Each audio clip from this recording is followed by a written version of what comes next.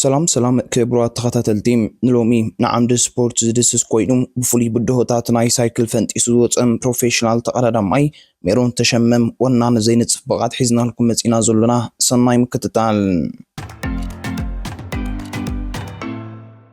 ሳሕቲ እንተዘይኮይኑ ቅዱስ ተዓዛቢ ቅድም ብሽክለታ ይነበረን ከምቲ ንዕኡ ደገፍቱ ሆ ዝብልሉ ንሱ ዝደገፎ ተቐዳዳማይ ኣይዝክርዎን። ሓሓሊፉ ግን ብዕላል ናይ በዓል ዮናስ ዘካርያስም ሳምሶም ሰለሞንን ካልኦትን ይሰምዕ ከም ዝነበረ ፕሮፌሽናል ተቐዳዳማይ ሜሮን ተሸመም ይገልጽ። መብዛሕትኦም ተቐዳደምቲ ውድራት ብዝፈጥረሎም ተምሳጢኦም ንቕድም ብሽክለታ ዝፅንበርዎም ናይ ሜሮን ግን ፍልይ ዝበለ እዩ።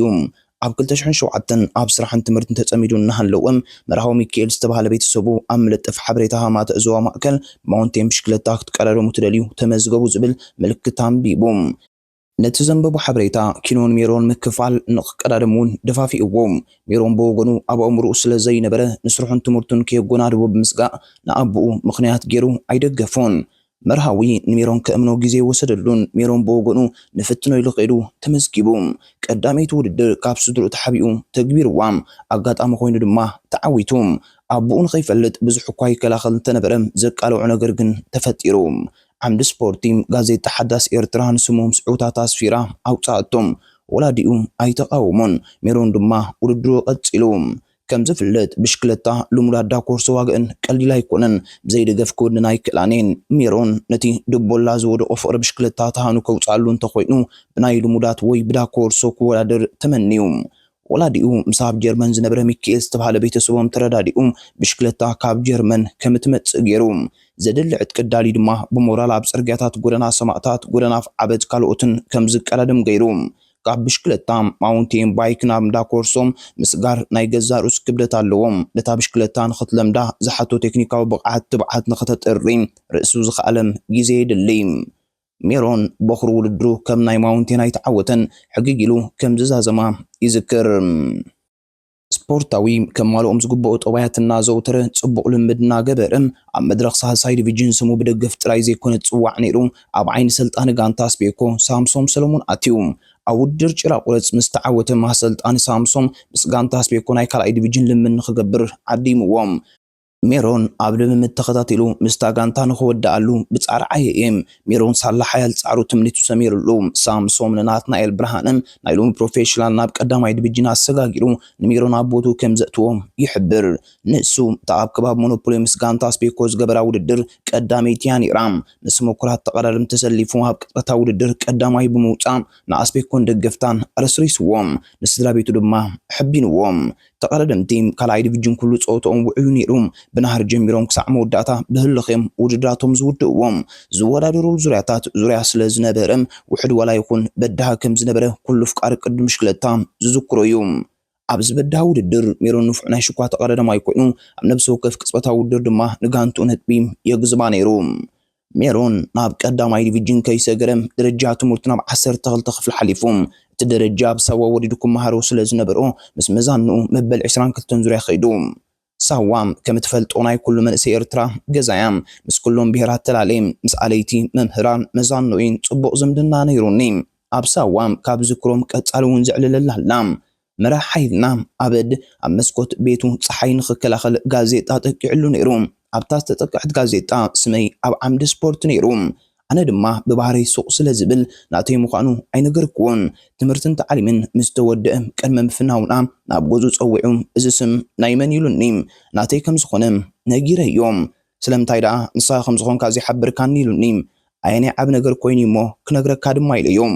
ንሱ ድማ ኣብ ብሽክለታ ዘለዎ ጦብላሕታ ብምዕላል ኪኖን ጋንታና ንሃገርና ንኸነፀውዕ ሚዒዱና ሞራል ሂቡ ኣፋኒኒ ኢሉ ሜሮን ኣብ ሳዋ ነጥቢ ናብ ኮሌጅ ዘእትዎ ኣየምፀን እንተኾነ ግን ብዝምልከቶ ኣካል ናብ ጋንታ ስፔኮ ተመሊሱ ንኽወዳደር ዕድል ረኺቡ ኣብ ቦታ ቀዳማይ ዲቪዥን ኮይኑ ድማ ውድድሩ ቀፂሉ።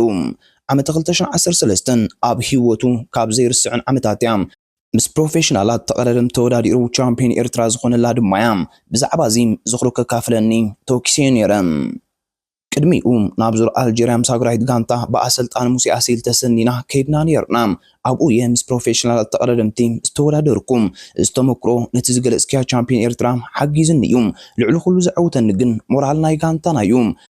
በዓል ጃን ተወልደም ሜሮን ርእሶም ተስፋ ያብርሃ ዞም ሰለስተ ፕሮፌሽናል ተቀደደምቲ ፍሉይ ጠመተ ነይርዎም ነቲም ኣነስ ሰዓርኮ ውድድር ንሶም እዮም ዝቕልስዎ ነይሮም ሽዑ ስድራ ቤተይ ሓዳሽ ብሽክለታ ገዚኦም ለይሉ ሜሮን መምርሒ ሰልጣኒ ምኽታር ረብሑ ዕዙዝ ከም ዝኾነ ይጠቅስ ኣሰልጣኒ ነናቶም ዕዮ ብምሃብ ኣዳልዩ ንውድድር ድልዋት ይገብር ንኣብነት ኣብታ ዝነበራ ጋንታ ስፔኮም ኣሰልጣን ሳምሶም ሰሎሞን በብክለቶም ክጻወቱ ድሕሪ ምውዓሎም ኣብ መወዳእታ ንኽኢላ ሽኳ ሜሮን ተሸመም ኣብ ዝዕውቶ ቦታ ንኽእትውዎም መምርሒ ይህቦም ነይሮም እቶም ሽዑም ደጋንታና ዝነበሩ ድማ ብጋንታ ሓሲቦም ነቲ ተግባር ሳላ ዘተግበርዎ ብደገ ተጠማት ክኸውን በቂዑም ደቡብ ኣፍሪቃዊት ጋንታ ዳይሜንሽን ዳታም ተቀዳደምቲ ኤርትራውያን ሓቂፋያ ነይራ ሜሮን ድማ ኣባላ ክኸውን ባህጊ ነይርዎም ትምኒቱም ብስራሕ ንኽትግብሮ ሓያል ጻዕሪ ካይዱ ምስ ፕሮፌሽናል ተቀዳደምቲ መትከል ኢዮብን ተስፎም ዕቋ ማርያምን ሓቢሩ ድማ ተጸምቢርዋ ሜሮን ምስ ዳይሜንሽን ዳታ ብዝረአዮ ብቕዓት ጀርመናዊት ጋንታ ባይክኤድ ኣብ ዓይና ኣትያቶም ዝተፈላለዩ ውዳት ድማ ምስ ኣሰላሲሉ ኣብቲ እዋን ኦሎምፒካዊ ተቀዳዳማይ ዳንኤል ተክለ ሃይማኖት ዝና ዝነበሮ ምኩር ተቀዳዳማይ ነይሩ ሜሮን ድማ ምስ ዳንኤላ ውዳት ሃገራዊት ጋንታ ይራኸቡ ነይሮም ካብ ዳንኤል ብዙሕ ተመክሮ ንኽንቀስም ኣሰልጣን ሙሴ ኣሴል ኮነይሉ ንሜሮን ምስ ዳንኤል ኣብ ሓደ ክፍሊ ከም ዝድቅሱ ይገብር ነይሩ ካብ ዳንኤል ብዙሕ ስነልቦናውን ቴክኒካውን ምኽርታት ከም ዝረኸበ ድማ ኣዘንትዩ ፕሮፌሽናላት ተቀዳደምቲ ከም በዓል ናትናኤል ብርሃንም ብርሃው ቅዱስ እውን ጽቡቕ መገዲ ክሕዝ ከም ዝሓገዝዎ ኣይርስዕን ሜሮን ምስ ጋንታ ስፔኮ 5 ዓመታት ተጻዊቱ ምስ ሃገራዊት ጋንታ ድማ ኣብ ብዙሓት ውዳት ተሳቲፉ ኣብ 2015 ዙር ሩዋንዳ ናይ መድረኽ ተዓዊቱ ኣብ 2016 ኮንጎ ብራዛቪል ጾታ መላእ ኣፍሪቃ ብናይ ግዜ ውድድር ወርቂ መዳልያ ክሽለምን ከሎ ኣብ ግብፂ ኣብ ቻምፒዮን ኣፍሪቃ ድማ ነተዓወት ደጊምዎም ኣብ 2017 ኣብ ካሜሩን ዝተኻየደ ውድድር ኣብ ካልኣይ መድረኽ ተዓዊቱ ኣብ ዙር ሃንጋሪ ኣብ ሓደ መድረኽ ካልኣይ ደረጃ ብምውፃእ ስሙ ድሚቆም ኣብ ዓመተም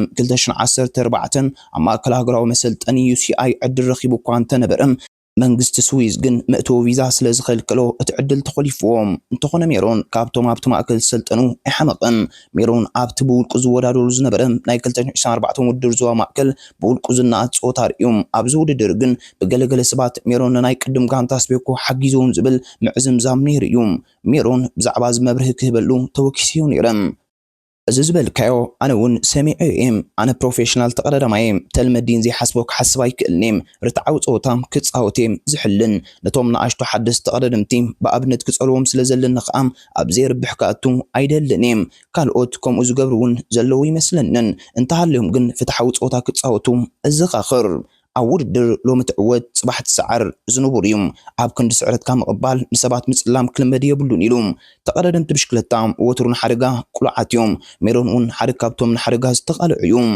ኣብ 2017 ኣብ ቻይና ዘጋጠሙ ሓደጋ ኣፍቃሪ ብሽክለታ ዝዝክሩ እዩ ኣብ 2024 ኣብ ከባቢ ስመራ መገዲ ባጽዕ ልምምድ እናገበረን ከሎም ካብ ውድድር ዘብክሩ ሓደጋ ኣጋጢሞ ከም ዝነበረ ይዝከር ንሱም ከም ምኩር ተቀዳዳማይ ዝንዶ ስልጣን ተቀዳዳማይን ክጠቕሰለይ ተወኪሰ እዮም ካብ ተቀዳደምቲ ንኦሎምፒካዊ ዳንኤል ተክለ ሃይማኖት ከድንቆን ከሎም ካብ ሰልጣንቲ ድማ ሳምሶም ሰሎሞን ከም ዝንዶ እኳ እንተገለጸም ኣሰልጣን ዮናስ ዘካርያስ ሙሴ ኣሴል እውን ናይ ገዛእ ርእሶም ብልጫታት ከም ዘለዎም ብምግላጽ ኣብኦም እውን ልዑል ክብሪ ከም ዘለዎም ሓቢሮም እዚ ቃል ምሕትት ቅድሚ ቻምፒዮን ኤርትራ 2025 ዝገበርናዮ ኮይኑ ኣብቲ እዋን ሜሮን ኣብዚ እዋን ኣብ ጽቡቕ ቁመና ከም ዘሎን ስሙ ዓቂቡ ንኽጻወት ኣብ ጽዑቕ ልምድ ከም ዝርከብን ገሊጹ ነይሩ ኣብቲ ውድድር ከዓ ኣብ ናይ መወዳእታ ዙርያታት ምስ ናሆም ዝረኣይ ድሕሪ ምህዳም ዝያዳ ከም ዝሰሓቦ ንዝገለጹ ናሆም ቀዳማይ ክእቱ ፍቓድ ገዲፉ ፍትሓዊ ጾታ ብምርኣይ ካልኣይ ምእታው ይዝከር ሜሮን ንወለዱ ኣቶ ተሸማ ሓጎስን ፍረወይኒ ይስሓቅን ከምኡውን ንበዓልቲ ቤቱ ወይዘሮ ናድያ ዳዊትን